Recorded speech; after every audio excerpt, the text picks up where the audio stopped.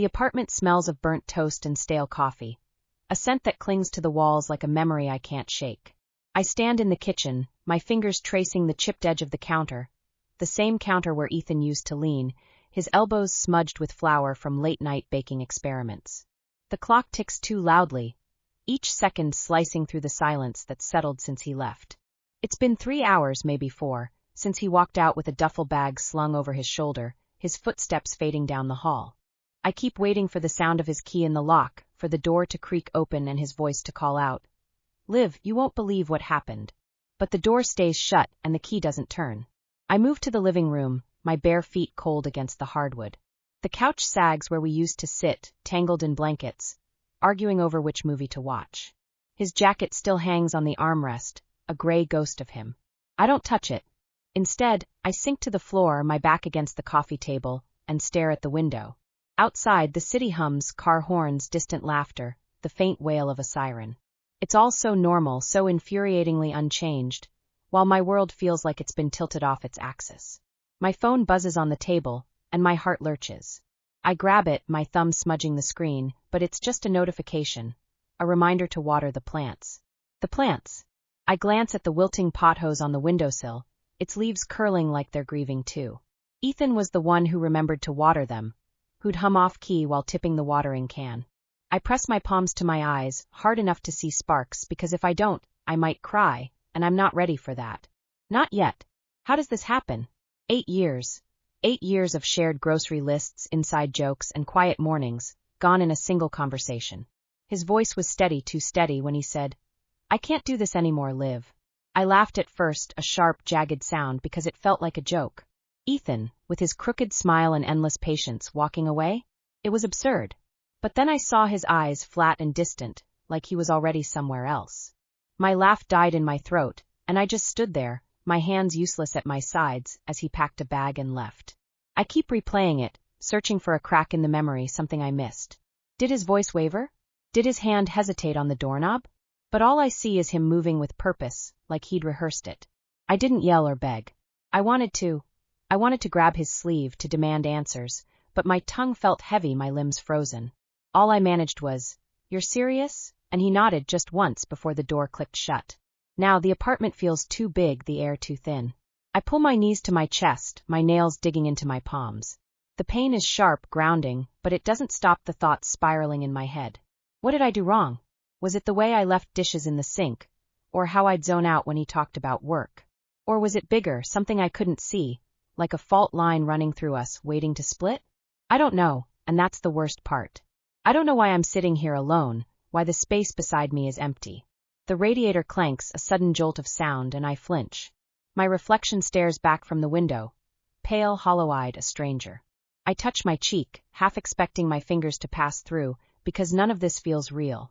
It's like I'm floating in someone else's life, waiting for the scene to shift back to normal. But the radiator keeps clanking, the clock keeps ticking, and Ethan's jacket stays draped over the couch, mocking me with its stillness. I stand, my legs unsteady, and walk to the kitchen. There's a mug on the counter, his mug, the one with the faded sailboat he bought at a flea market. My fingers curl around it, the ceramic cool against my skin. For a moment, I imagine hurling it at the wall, watching it shatter into 1,000 pieces. But I don't. I set it down gently, my hands shaking, because breaking it won't bring him back. It won't explain why he stopped loving me. The buzzer rings, shrill and insistent, and I freeze. My pulse hammers in my throat. It's him, it has to be. He's come back to say it was a mistake, to pull me into his arms and laugh at how stupid this all was. I stumble to the intercom, my finger hovering over the button. "Hello." My voice cracks, barely audible. "Delivery for Olivia Harper," a bored voice replies, and my stomach drops. Not Ethan. Just a package, probably the books I ordered last week, back when life made sense. I buzz them in, my shoulders slumping, and wait by the door. The delivery guy hands me a small box, his face blank, and I mumble a thanks before shutting the door. The box sits unopened on the table. Another reminder that the world keeps moving while I'm stuck here, drowning in disbelief.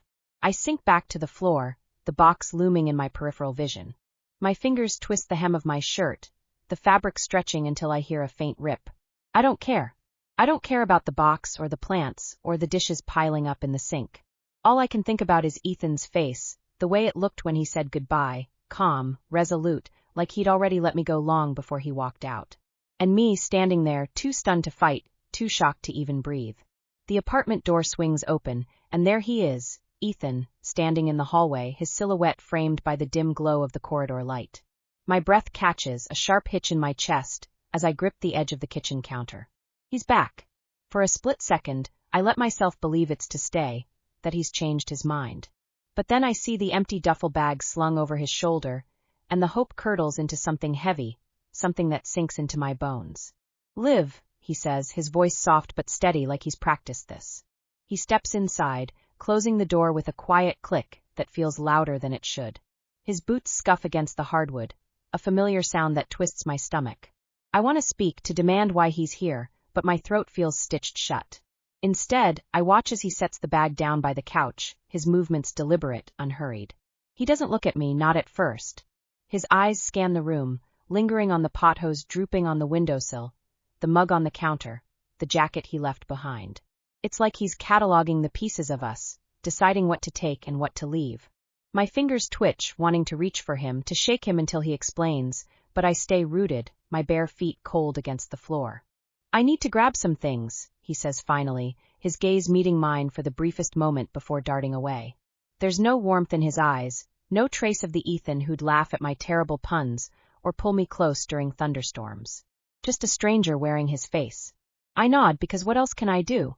My voice is still trapped, buried under the weight of everything I don't understand.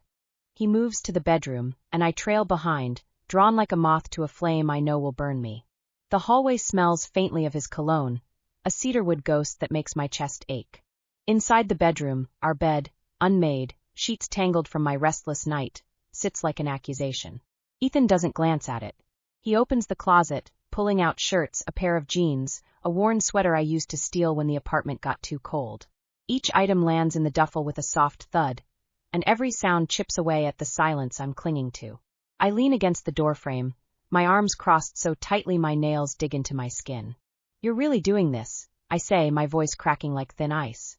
It's not a question, but I need him to answer, to acknowledge the hole he's carving out of my life. He pauses, a flannel shirt dangling from his hand. Yeah, Liv. I am. His tone is calm, infuriatingly calm, like he's commenting on the weather. I want to scream, to make him feel the storm raging inside me. But his steadiness keeps me tethered, unable to break free. Why? The word slips out, raw and jagged, and I hate how small it makes me sound. My eyes burn, but I blink hard, refusing to let the tears fall. Not now. Not in front of him. Ethan sighs, his shoulders slumping just enough for me to notice. He sets the shirt down, turning to face me, and for the first time, I see a flicker of something, regret, maybe, or exhaustion. It's not one thing, he says, his words measured. It's everything. Us. We've been coasting, Liv. You know that. Coasting. The word stings, sharp and precise, because I can't deny it. The late nights we stopped talking, the mornings we moved around each other like ghosts, the way our laughter had grown rare, like a plant starved of light. But I thought it was normal, a phase. I thought we'd fix it. My throat tightens, and I press my lips together, afraid of what might spill out if I open my mouth. He turns back to the closet, resuming his packing, and I watch the careful way he folds each shirt, the way his fingers smooth the fabric. It's so Ethan, methodical, precise, even now when he's dismantling our life. I want to hate him for it, for being so composed while I'm unraveling, but all I feel is a hollow ache, like I'm watching a movie I can't pause. The room feels smaller with every item he takes, the air thinner. I notice the little things, the way his socks are mismatched, one blue, one gray, the faint crease between his brows as he zips up a jacket. The soft hum he doesn't realize he's making, the same hum he used to fill quiet moments. Each detail is a knife, slicing through the numbness I've been clinging to. I step forward, my foot brushing against a stray sock on the floor. You don't have to do this, I say, my voice steadier now, though it trembles at the edges. We can talk. We can figure it out. It's a plea, but I don't care. I need him to hear me, to see me standing here, fighting for us.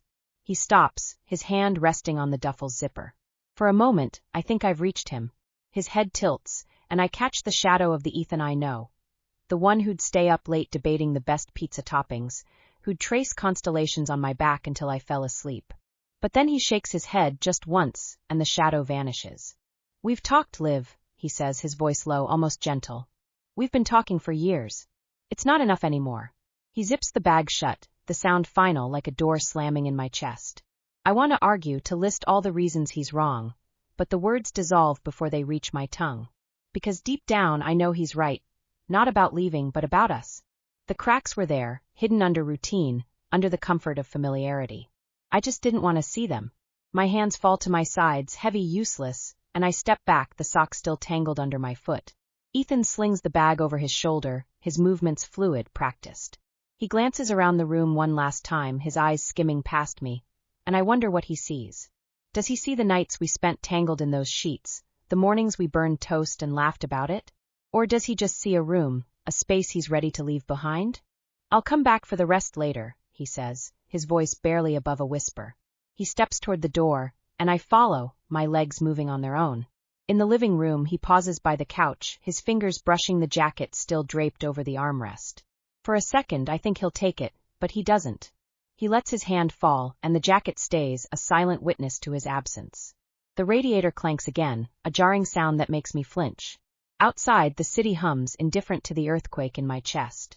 Ethan opens the door, and the hallway light spills in, harsh and unforgiving. He turns to me, and I brace myself for something, a goodbye, an apology, anything to make this feel less like a wound. Take care, Liv, he says, and it's so simple, so final, that it steals my breath. Before I can respond, he's gone, the door clicking shut behind him. The sound echoes in my skull, louder than the radiator, louder than the clock ticking on the wall. I stand there, staring at the door, my fingers curling into fists. The apartment feels like a shell, hollowed out by his absence. My eyes drift to the jacket, to the mug, to the wilting pothos, each one a tether to a life that doesn't exist anymore. I want to cry, to scream, to do something, but all I can do is sink to the floor, my back against the door, and let the weight of it all press down on me. The clock ticks. The radiator clanks. And I sit there alone, trying to remember how to breathe. I don't move from the floor for a long time, my back pressed against the door, as if I could hold back the emptiness seeping through the wood. The apartment hums with its usual sounds, radiator clanking, clock ticking, the faint buzz of the city beyond the window. But they feel sharper now, like they're slicing into me. My fingers twist the hem of my shirt, the fabric damp from sweat and tears I didn't realize I'd shed. Ethan's gone. Again. And this time, it's not just a bag he's taken, it's the last thread of hope I'd been clinging to. I drag myself to my feet, my legs heavy, and stumble to the couch.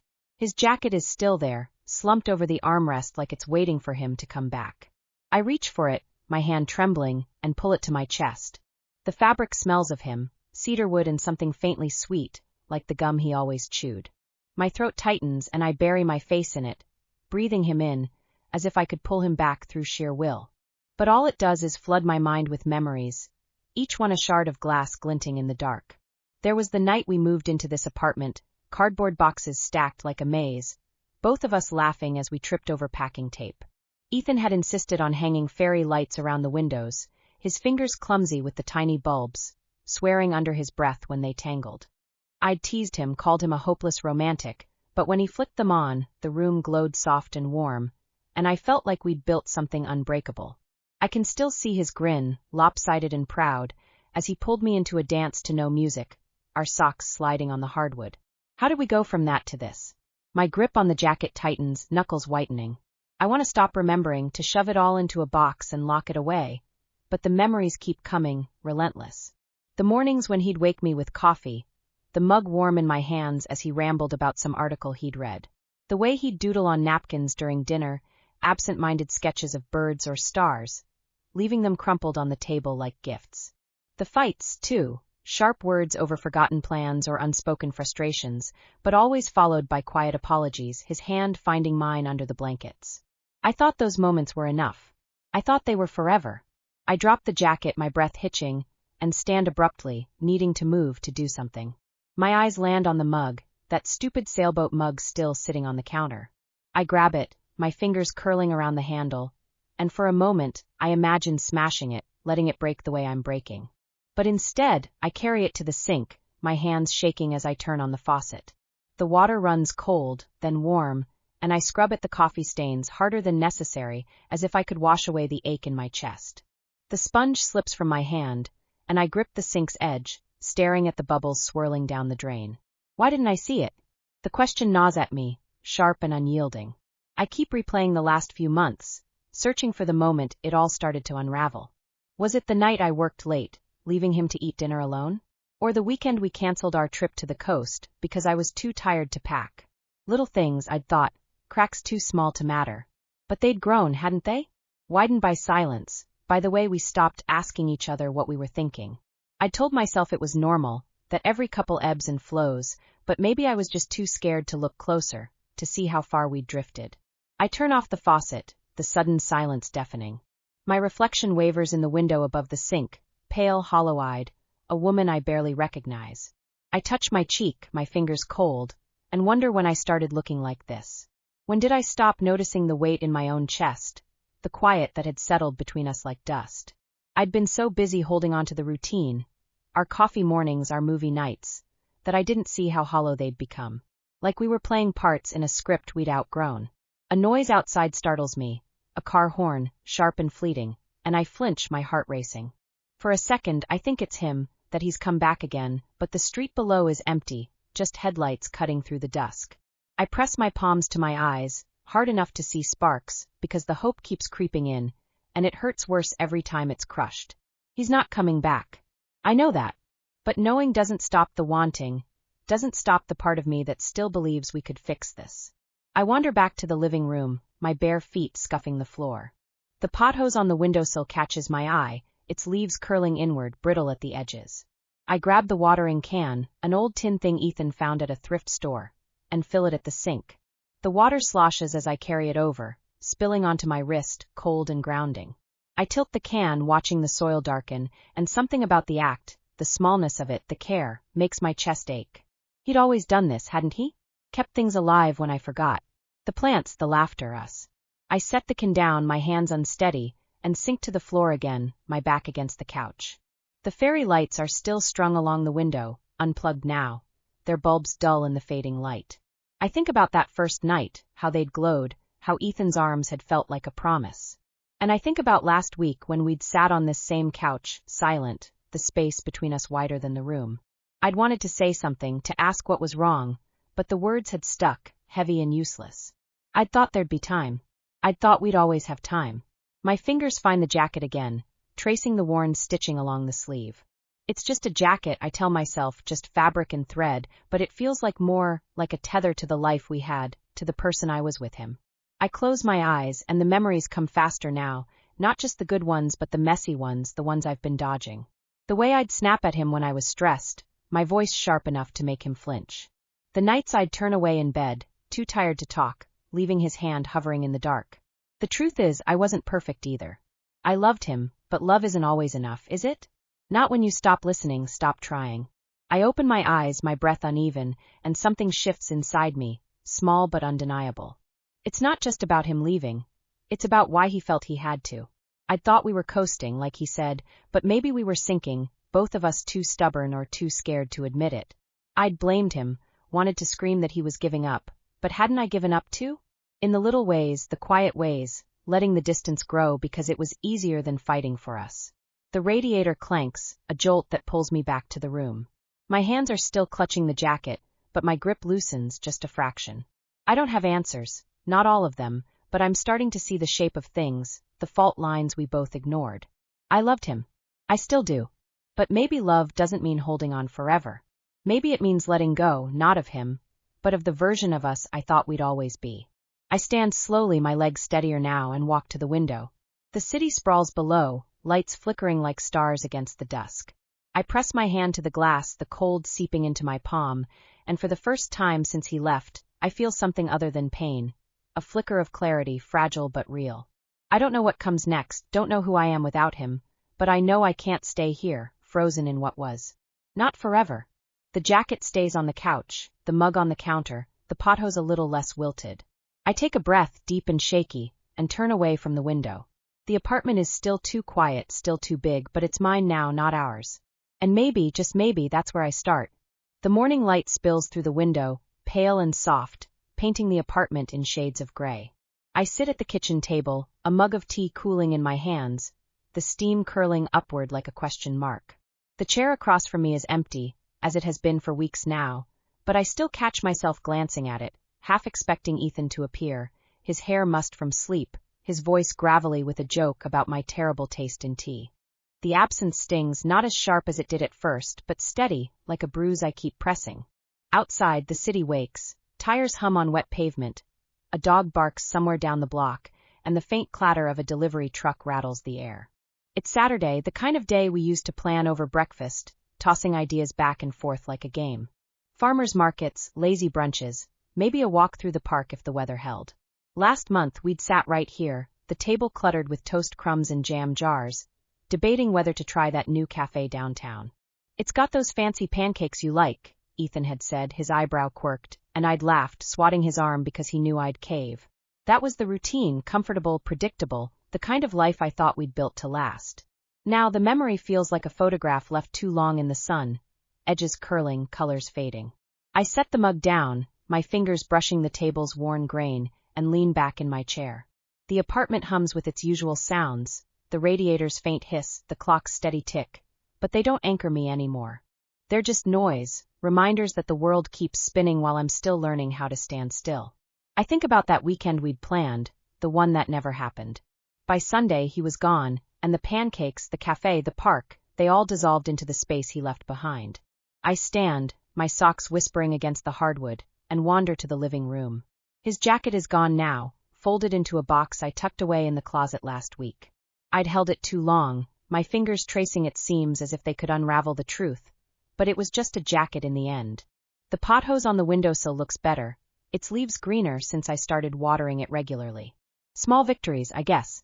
I touch a leaf, its surface cool and smooth, and wonder if Ethan would notice, if he'd smile that lopsided smile and say, "Look at you, keeping things alive."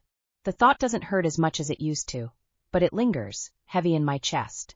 My phone buzzes on the counter, and I flinch, my heart tripping over itself. It's just a text from Mia, my friend who's been checking in more than I deserve. "Coffee today?" it reads, and I hesitate, my thumb hovering over the screen. I've been dodging her invitations, not because I don't want to see her, but because I'm afraid of what I'll say, or what I won't. How do I explain this? That I loved him with everything I had, that I was steady and true, and it still wasn't enough? That sincerity, dependability, all the things I thought mattered, they don't guarantee forever? I type back, "Sure, noon," and hit send before I can change my mind. The decision feels small but deliberate, like turning a key in a lock I didn't know was there. I set the phone down and catch my reflection in the window, my hair tangled, my eyes shadowed, but there's a firmness to my jaw I don't remember seeing before.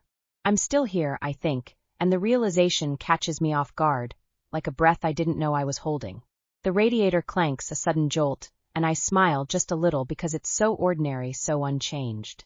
That's the thing about routine, it keeps going, even when everything else falls apart.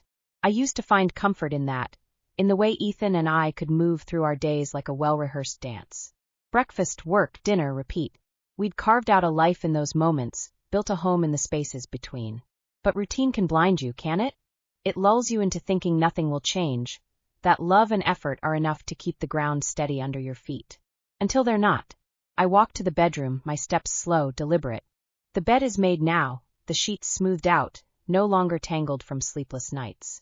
I open the closet and pull out the box with his jacket, not to hold it again, but to set it by the door. I add a few other things, a book he'd left on the nightstand, a pair of socks I'd found under the couch. My hands move with purpose, not anger or sadness, just clarity. He'll come for them eventually, or he won't. Either way, they don't belong here anymore. As I seal the box, my mind drifts to that last conversation, the one that shattered everything. I'd been so focused on the weekend, on the plans we were making, that I didn't see the distance in his eyes, the way his smile didn't reach them. "Liv, we need to talk," he'd said, and I'd brushed it off, thinking it was about work or some small frustration. I didn't hear the weight in his voice, didn't feel the shift until it was too late. I'd been so sure of us, so wrapped in the rhythm of our life, that I missed the moment it started to unravel. I sit on the edge of the bed, my hands resting in my lap, and let the memory settle. It's not just about him leaving, it's about why he felt he could. I'd given him everything, hadn't I? My time, my trust, my heart. I'd shown up day after day, believing that was enough. But love isn't a contract, is it? You can pour yourself into someone, be as steady as stone, and still watch them slip away. Not because you failed, but because sometimes people change. Sometimes they need something you can't give, even if you try with every piece of yourself. My fingers twist the edge of my sweater, a habit I can't seem to break, and I close my eyes. I think about the future, the one that used to feel so clear. Us here, maybe a dog someday, maybe a bigger place. Now it's a blank page, and that scares me the way it stretches out unmarked. But there's something else there too, something I'm only starting to name. Possibility maybe. Not the kind that feels like a fairy tale, but the quiet kind, the kind that comes from knowing I'm still standing, even now. I open my eyes and the room feels different, lighter somehow, though nothing's changed. The clock ticks, the radiator hums, and I stand, brushing my hands against my jeans. I grab my coat from the hook by the door, the wool scratchy under my fingers, and slip it on. The air outside will be cold, sharp with the promise of winter, but I'm ready for it. I need to feel something real, something that isn't this apartment, this echo of what was. As I step into the hallway, the door clicks shut behind me, a soft sound that feels final but not heavy. I pause, my hand resting on the knob, and take a breath. The city waits below, loud, messy, alive, and I'm part of it, whether I'm ready or not. Mia's waiting, too, with her warm laugh and her questions I don't have to answer. Maybe I'll tell her about the pancakes we never ate, or maybe I'll just listen, let the conversation carry me somewhere new. I don't know what comes next, not really. The future is still a shadow, shifting and unclear. But as I walk down the stairs, my boots echoing in the quiet, I feel something settle inside me, a kind of peace, fragile but mine. I loved him, and I tried, and that's not nothing. It's not everything either, but it's enough to start from. Enough to keep going. The street outside is bright, the sunlight glinting off puddles from last night's rain. I step into it, my breath fogging in the air, and keep walking. As I walk, the city's pulse thrums beneath my feet, each step a quiet promise to myself. The cold air stings my cheeks, but it feels alive, like the first breath after waking from a long dream. I clutch my coat tighter, my fingers brushing the frayed edge of the sleeve, and glance back at the apartment building fading into the morning haze. That moment, I finally understand. Not everything lost is a failure, and not every ending is a defeat. It's just a door closing, leaving me to find a new path, one I'll carve with my own hands, my own heart, steady and unyielding.